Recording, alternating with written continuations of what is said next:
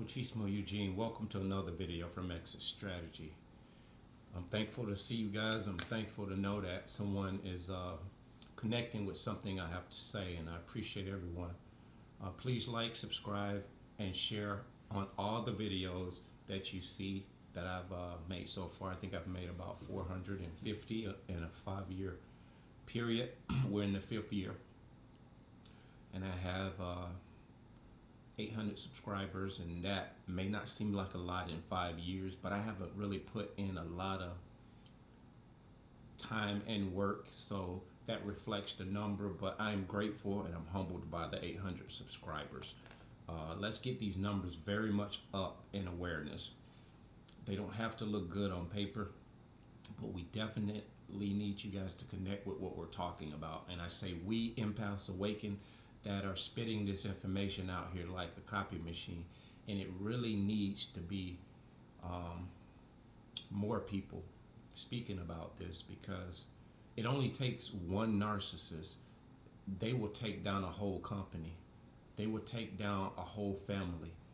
They will take down just a whole entity, a whole circle, one narcissist, because that one narcissist is playing multiple roles. And it's unfortunate that we are a small voice amongst a noisy crowd. But God is changing that, and we can see it, and we are optimistic about that because God is in our favor, and we know with Him we win in the end. Go to Denzel Moss's page. Anyone who hasn't listened to any of his videos, he's a near and dear friend of mine. We reached out to one another. I don't know if he reached out to me or I reached out to him. I think I commented on something, and he reached out to me, and we've become distant friends for the 5 years that we both have been doing this. And he's an invaluable resource. If you want to go to his page, it's Denzel Moss and Breaking Empaths Free. He's passionate about what he's doing. He has about 52,000 subscribers. He needs your support more than ever. Not so much in numbers, but he needs your connection and to be in tune with what he's talking about. I don't know many people that are really, in my opinion, are connecting with this in the way that he does.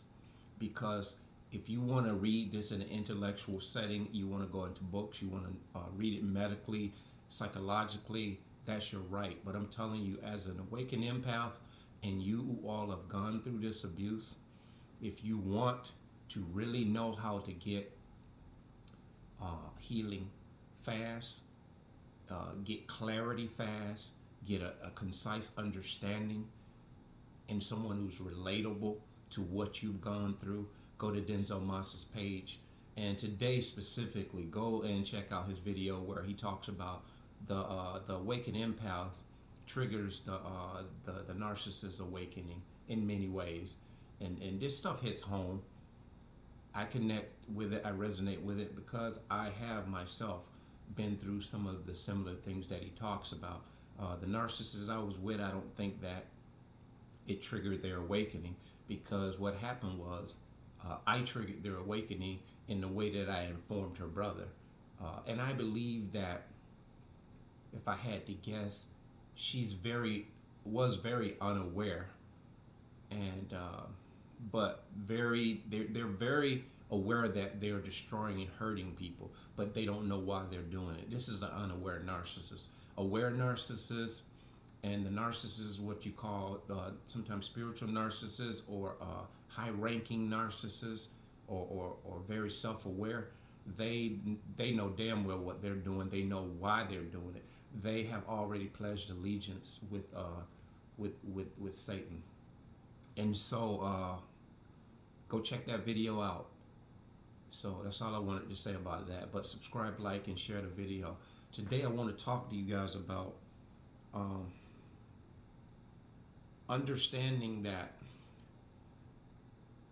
where you're at in your healing, or where you're at in your awareness and your awakened state right now is really not where you're going to end up at. So don't be discouraged about that. I've talked about this many times before, but I just want to reiterate it because there are going to be times, such as life, before you even awaken. You can remember ups and downs in life. You make 2 steps forward and 3 steps back. You understand this. So don't lose sight of that in the practical sense. So there's no difference when you come out of disabuse.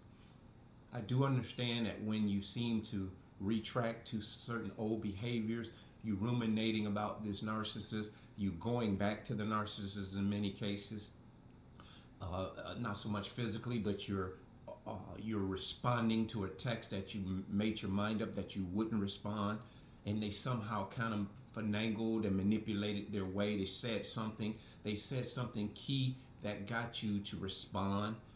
Don't kick yourself about it, and you lost your lunch on them, which was by design. When they got you to respond to that text, it could have been something as simple as, you need to come and sign these papers. This is the only way I can get this done. This is something we both need to do. Whatever it is, they have the tenacity when it comes to manipulation. And unbeknownst to us, even though we know a lot of their tactics, we're empaths.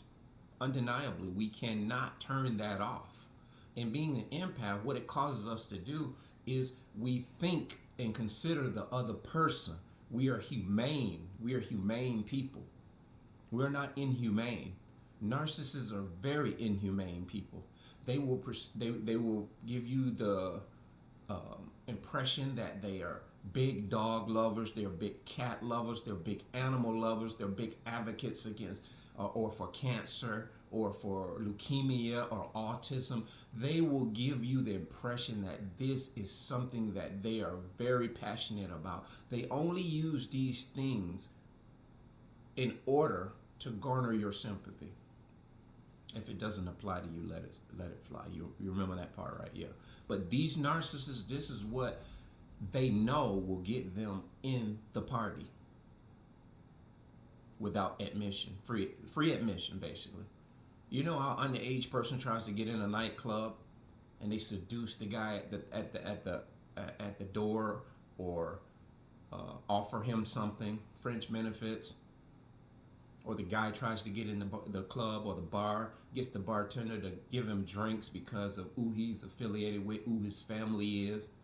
This is looking the other way. This is how narcissists use these things, such as they're passionate about this, they're passionate about this, because our empathy causes us to let our guard down, and we're so focused on the fact that they care about what we care about. We have overlooked some of the signs and the red flags of these people.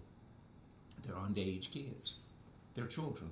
They have a very childlike mentality. That's why I use that analogy of getting in the club. When you look at that individual, just on their behavior, they act, behave, and conduct themselves like little children. I'll show you case in point with that. You remember talking to a narcissist and you had an adult conversation with them, and for some reason, what you were talking about to them, they wasn't able to connect with it, and they gave you a childlike response. They gave you a childlike response, and you looked at them almost like I just did, like,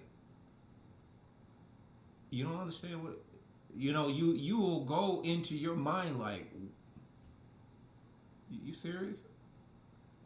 And you don't realize that they are very serious, because that didn't connect with them on an adult level.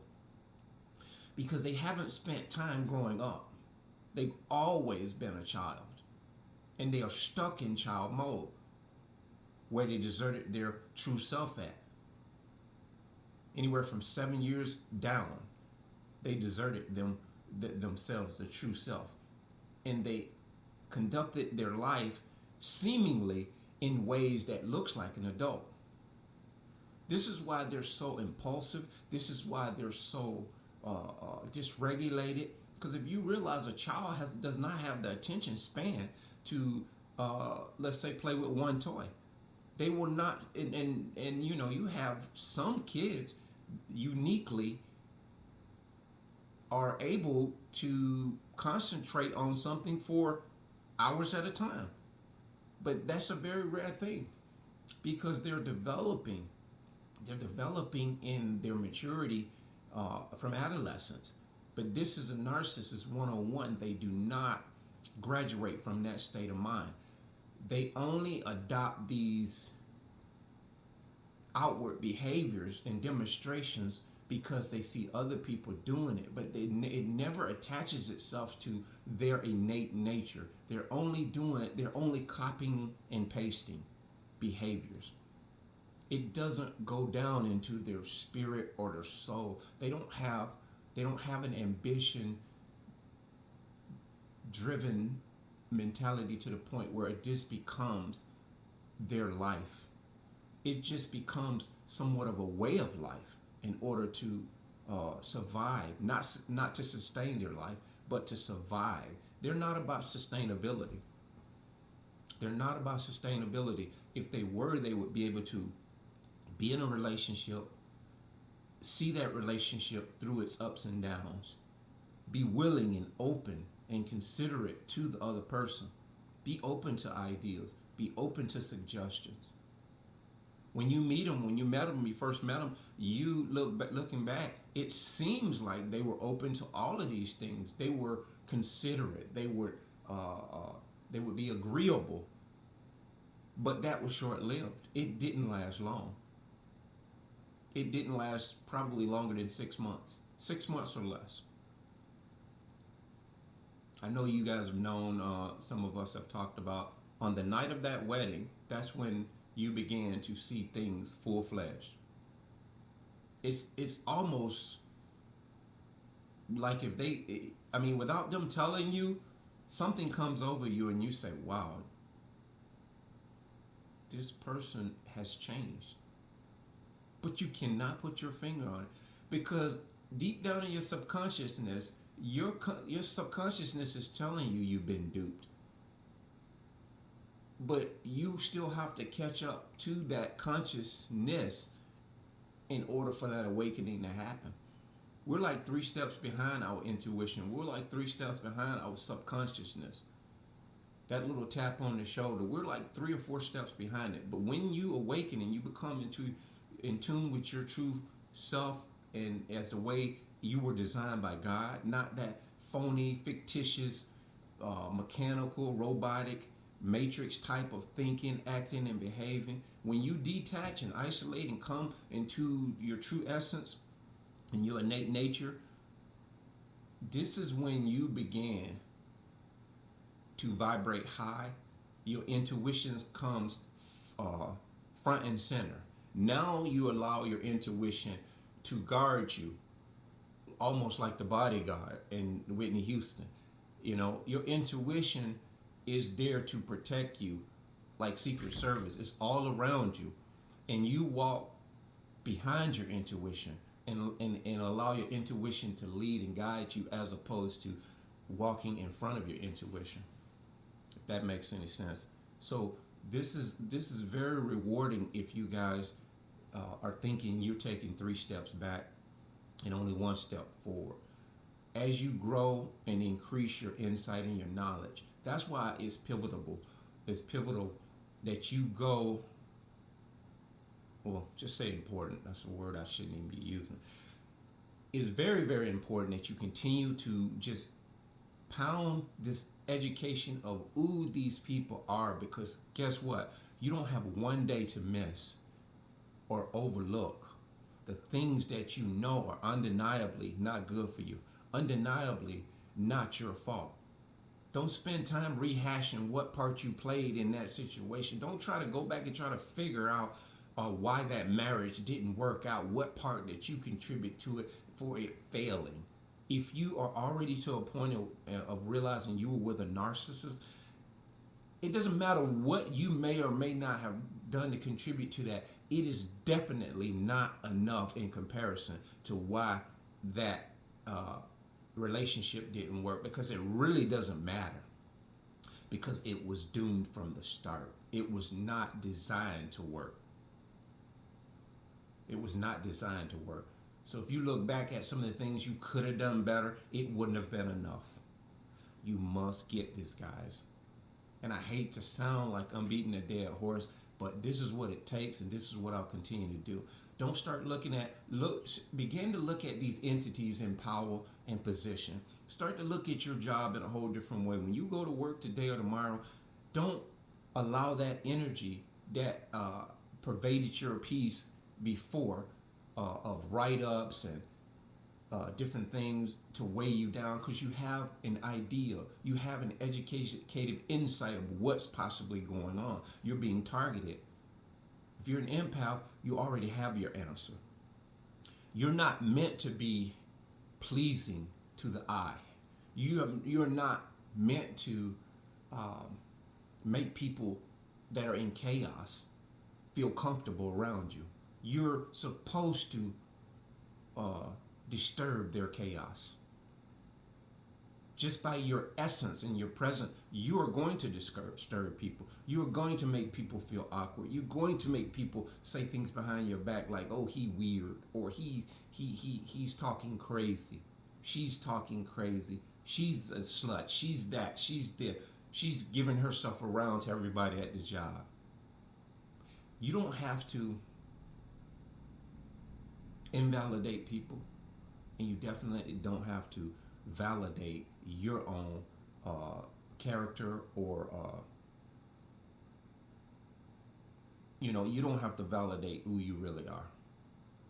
You know who you are. Just walk in that. So that job you're being targeted at, that promotion you're being overlooked for, learn to be content. Like the Bible said, be content with such things as you have. It may not be a lot, but if you have that peace, you can figure out the rest. You're worrying about all of these people who are at you. They're creating chaotic disturbances within you, and it's razzling your peace. So when you don't have peace, you can't think yourself through. You can't think things through. You can't figure out problems that either exist or don't exist. You won't be able to distinguish between whether this really is a problem that either you contributed to or not, or even if it is a problem to begin with, because it might not even be a problem. It might be something someone's trying to concoct as a problem, and you're able to see it from a distance. The Bible also says, "Who lays the net before the bird's eye?" Who lays the net before the bird's eye? God has given you eagle eyes, awakened empath. You see some things now that you can never unsee. You see some things that you don't look for. You see some things that most people wish they could see. So listen, don't knock yourself. Don't kick yourself. Don't beat yourself up. Keep moving forward. Go to Denzel Moss's page. Check out his video from today. Do like and subscribe to him. He's a very near dear friend of mine, and he has a video today. It's titled "The Awakened Empath Awakens the Narcissist." It causes the narcissist to awaken in a lot of cases. Check that out. That being said, bless.